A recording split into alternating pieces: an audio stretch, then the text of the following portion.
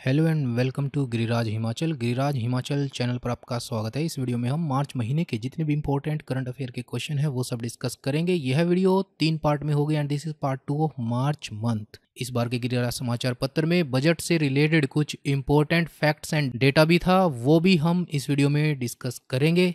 Video के अंत में मैं आपसे एक क्वेश्चन भी पूछूंगा, उस क्वेश्चन का जवाब आपको कमेंट बॉक्स में लिख करके बताना है। तो चलिए जल्दी से वीडियो शुरू करते हैं। सबसे पहले मार्च महीने के कुछ इंपॉर्टेंट डेज वो हम कर लेते हैं। वर्ल्ड सिविल डिफेंस डे यह मनाया जाता है 1 मार्च को। थीम था इस बार का civil defence and management of displaced populations in face of disasters and crisis, role of volunteers and the fight against pandemic. World hearing day मनाया जाता है 3 मार्च को। थीम था to hear for life listen for care. World wildlife day मनाया जाता है 3 मार्च को। वेरी इंपॉर्टेंट, बहुत बार एग्जाम में पूछा गया है और इस बार का थीम था रिकवरिंग की species for ecosystem restoration. National safety day 4 मार्च को मनाया जाता है। थीम था nurture young minds develop safety culture.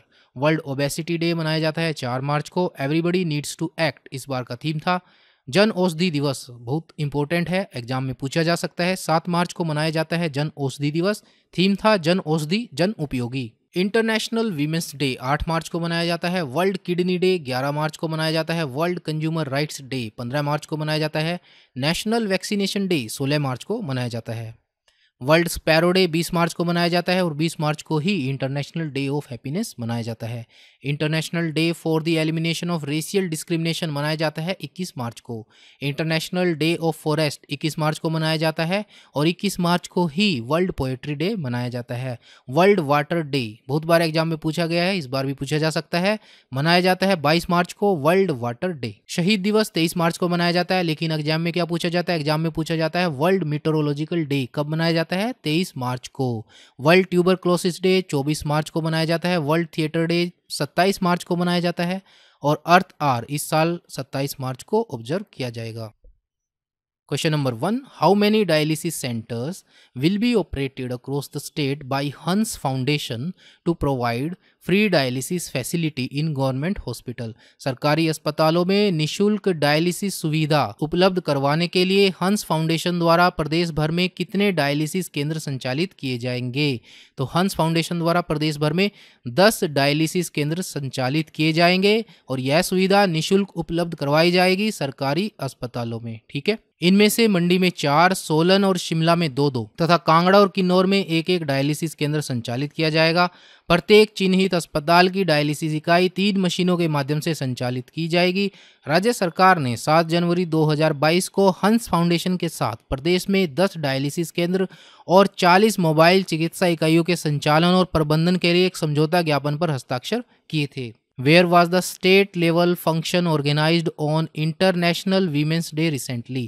हाल ही में अंतर्राष्ट्रीय महिला दिवस पर राज्य स्तरीय समारोह कहाँ आयोजित किया गया था? तो मंडी जिले के जोगिंदर नगर में स्टेट लेवल फंक्शन ऑर्गेनाइज किया गया था on the occasion of international women's day.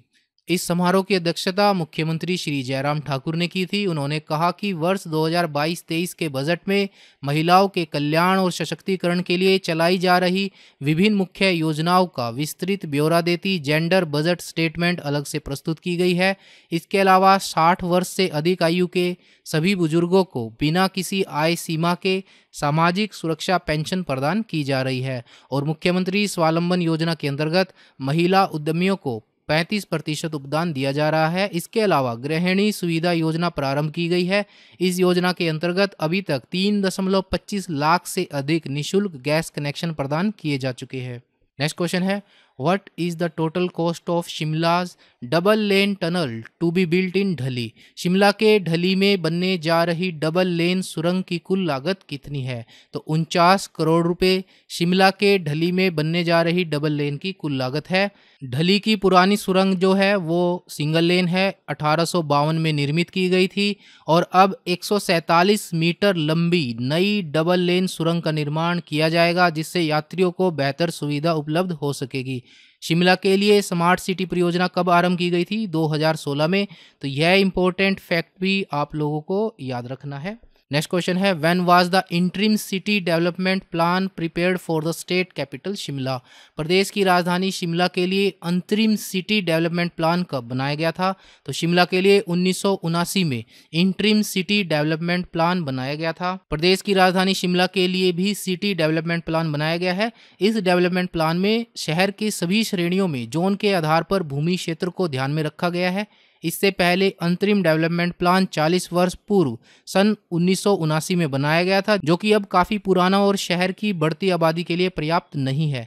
मौजूदा समय में नॉन कोर एरिया में नगर निगम 2.5 मंजिल की अनुमति दे रहा है और अब सिटी ड्राफ्ट डेवलपमेंट प्लान के अनुसार शिमला नॉन कोर एरिया में शहर वासियों को 4 मंजिला भवन की अनुमति होगी। इस एरिया में 150 वर्ग मीटर से बड़े सभी प्लाट में 3 फ्लोर पार्किंग और एटिक रिहायशी इस्तेमाल के लिए बनाए जा सकेंगे। वहीं व्यावसायिक इस्तेमाल के लिए 250 वर्ग मीटर के बड़े प्लाट पर 4 फ्लोर पार्किंग और एटिक निर्माण प्रस्तावित है। एटिक क्या होता है? एटिक होता है अ room at the top of a house just below the roof. Picture में आप देख पा रहे हैं, ठीक है। एक छोटा सा रूम होता है छत के नीचे, जो मेन छत है उसके नीचे, ठीक है, उसको एटिक कहते हैं। एक और डेफिनेशन है स्पेस और रूम इनसाइड और partly inside the roof of a building, ठीक है। नेक्स्ट क्वेश्चन है where will the 880 megawatt solar power park be set up in Himachal Pradesh. Himachal Pradesh में 880 मेगावाट का सौर ऊर्जा पार्क कहाँ स्थापित किया जाएगा? तो हिमाचल प्रदेश के स्पीति घाटी में 880 मेगावाट का सौर ऊर्जा पार्क स्थापित किया जाएगा। इस पार्क को सतलुज जल विद्युत निगम लिमिटेड SJVNL द्वारा स्थापित किया जाएगा। इस पार्क को स्थापित करने के लिए हिक्किम, कीबर, डेमूल, हुल, लदारचा, लोसर व पोह नामक 7 जगह चिन्हित की गई है। इसके अलावा 400 मेगावाट क्षमता का सौर ऊर्जा पार्क भारत सरकार को स्वीकृति के लिए भेजा गया है, जो कि किन्नौर जिले में सेटअप किया जाएगा। तो यह इंपॉर्टेंट फैक्ट भी आप लोगों को याद रखना है। Question number 6 who is the president of Himachal Pradesh state Red Cross society. Himachal Pradesh राज्य रेड क्रॉस सोसाइटी के अध्यक्ष कौन है?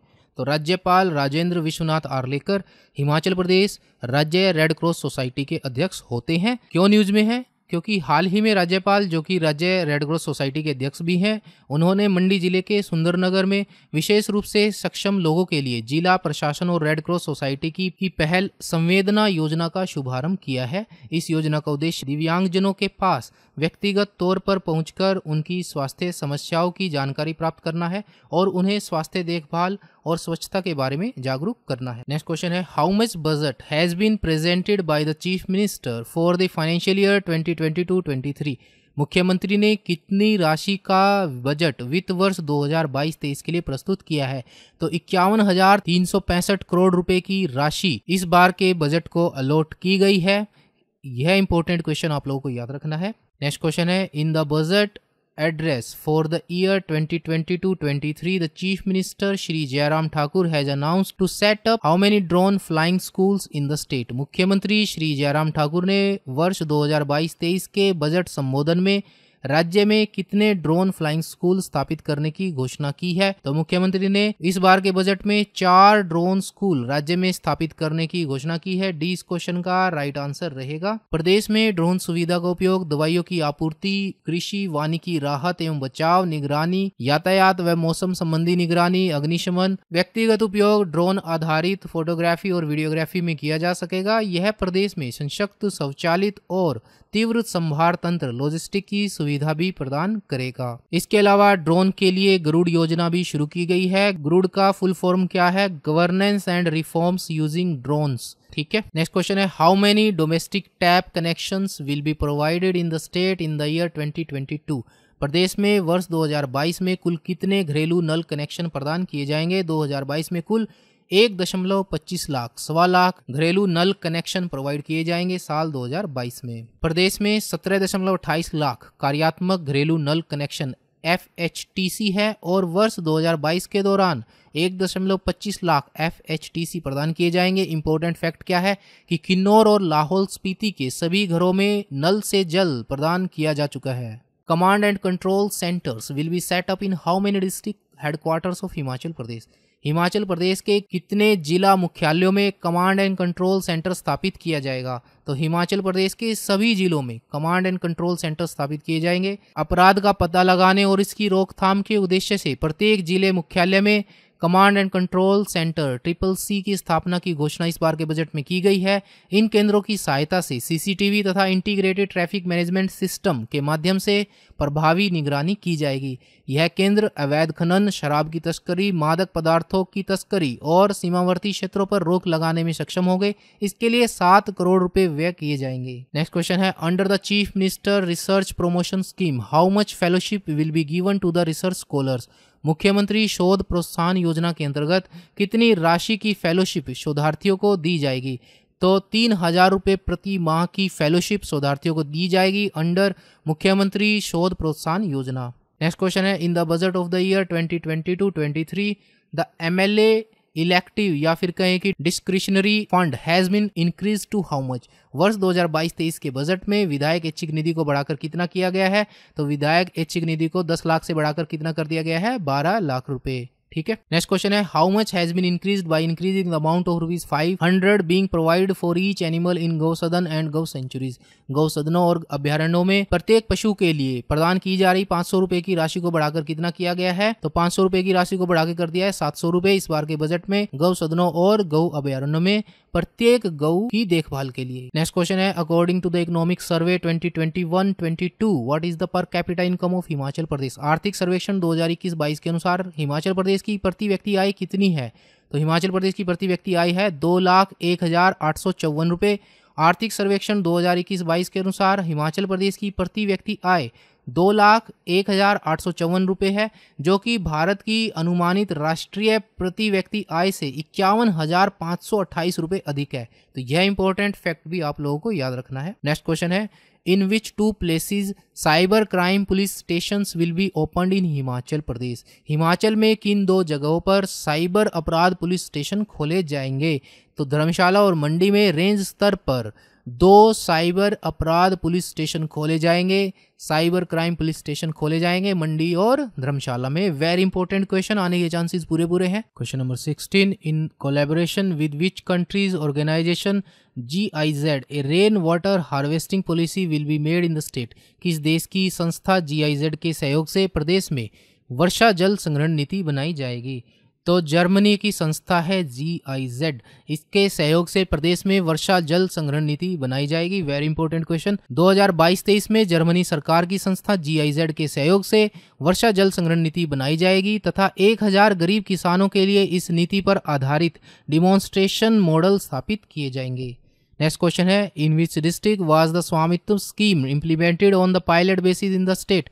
स्वामित्व योजना प्रदेश में पायलट आधार पर किस जिले में लागू की गई? स्वामित्व योजना सबसे पहले हमीरपुर में लागू की गई पायलट आधार पर। तो यह इंपॉर्टेंट फैक्ट आप लोगों को याद रखना है। हमीरपुर जिले में पायलट आधार पर आरंभ की गई स्वामित्व कार्यक्रम के अंतर्गत पूरे जिले का सर्वेक्षण कार्य समाप्त किया जाएगा तथा सभी आबादी देह क्षेत्रों में पात्र लाभार्थियों को भू स्वामित्व सुनिश्चित किया जाएगा। नेक्स्ट क्वेश्चन है, in which 2 district the new regional office of the state pollution control board will be opened. राज्य प्रदूषण नियंत्रण बोर्ड का नया क्षेत्रीय कार्यालय किन 2 जिलों में खोला जाएगा? मंडी और ऊना जिलों में राज्य प्रदूषण नियंत्रण बोर्ड का नया क्षेत्रीय कार्यालय खोला जाएगा। काफी ज्यादा इंपॉर्टेंट ये क्वेश्चन है, आप लोगों को याद रखना है। मंडी और ऊना जिले में स्टेट पोल्यूशन कंट्रोल बोर्ड का रीजनल ऑफिस खोला जाएगा। राज्य प्रदूषण नियंत्रण बोर्ड का एक नया क्षेत्रीय कार्यालय मंडी और ऊना में स्थापित किया जाएगा ताकि बोर्ड प्रभावी ढंग से काम कर सके। शिमला और पोंटा साहिब स्थित राज्य प्रदूषण नियंत्रण बोर्ड की प्रयोगशालाओं में निरीक्षण एवं परीक्षण की उच्च गुणवत्ता सुनिश्चित करने के लिए इनकी संबद्धता national accreditation board testing collaboration laboratories NABL के साथ सुनिश्चित की जाएगी। Question number 19, with the help of geological survey of India landslide early warning system will be started in which district. Geological survey of India की सहायता से किस जिले में भूस्खलन पूर्व चेतावनी प्रणाली शुरू की जाएगी? तो landslide early warning system Himachal Pradesh के किन्नौर जिले में शुरू किया जाएगा। जियोलॉजिकल सर्वे ऑफ इंडिया की मदद से किन्नौर जिले में भूस्खलन पूर्व चेतावनी प्रणाली शुरू की जाएगी। उसके बाद अन्य संवेदनशील जिलों में भी यह प्रणाली चरणबद्ध तरीके से शुरू की जाएगी। इसके लिए विस्तृत योजना रिपोर्ट बनाकर वित्त पोषण हेतु नेशनल डिजास्टर मैनेजमेंट अथॉरिटी को प्रेषित की जाएगी। भारत सरकार की आपदा मित्र योजना के अंतर्गत 1500 सामुदायिक स्वयंसेवक वॉलंटियर्स को इसके लिए प्रशिक्षित किया जाएगा। नेक्स्ट क्वेश्चन है, now how much minimum salary will be given per month to each outsource worker in Himachal Pradesh. अब हिमाचल प्रदेश में प्रत्येक आउटसोर्स कर्मी को न्यूनतम कितना वेतन प्रति माह दिया जाएगा? तो हिमाचल प्रदेश में 10,500 रुपये न्यूनतम वेतन दिया जाएगा प्रत्येक आउटसोर्स कर्मी को। ठीक है, इसके अलावा कुछ इंपॉर्टेंट फैक्ट्स और डेटा थे जो इस बजट में घोषित किए गए थे, वो भी हम देख लेते हैं। तो मेजर अनाउंसमेंट क्या थी कि शिमला सोलन राष्ट्रीय उच्च मार्ग के लिए एक ग्रीन ई मोबिलिटी कार्यक्रम तो यह तैयार किया जाएगा। ग्रीन ई मोबिलिटी कार्यक्रम शिमला सोलन राष्ट्रीय उच्च मार्ग के लिए आपको बताना है कि इस नेशनल हाईवे का नंबर क्या है जो शिमला सोलन को जोड़ता है। ठीक है, तो क्या होता है ग्रीन ई मोबिलिटी कार्यक्रम? इसके तहत परिवहन संचालन व्यवस्था और चार्जिंग स्टेशन नेटवर्क और ई बैटरियों के रिप्लेसमेंट की सुविधा दी जाएगी। ठीक है, तो चार्जिंग स्टेशन स्थापित किए जाएंगे, बैटरियों को रिप्लेसमेंट की सुविधा भी इसके अंतर्गत दी जाएगी। ग्रीन ई मोबिलिटी कार्यक्रम के अंतर्गत किस नेशनल हाईवे पे यह शुरू किया जाएगा? शिमला सोलन राष्ट्रीय उच्च मार्ग पर। 2022-23 में प्रदेश में स्थित नदियों तथा उनकी सहायक नदियों पर 14 नए निगरानी केंद्रों की स्थापना की जाएगी जो कि नदियों के जल की गुणवत्ता पर निगरानी रखेंगे। यह घोषणा भी इस बार के बजट में की गई है कि 14 नए निगरानी केंद्र की स्थापना की जाएगी सहायक नदियों पर, मुख्य नदियों पर प्रदेश की। ठीक है, इसके अलावा लोक गायकों को लता मंगेशकर स्मृति राज्य सम्मान दिया जाएगा। यह घोषणा भी इस बार के बजट में की गई है और प्रदेश में एक लता मंगेशकर संगीत महाविद्यालय की स्थापना के अलावा सरकार द्वारा 2021 में घोषित सांस्कृतिक नीति के अंतर्गत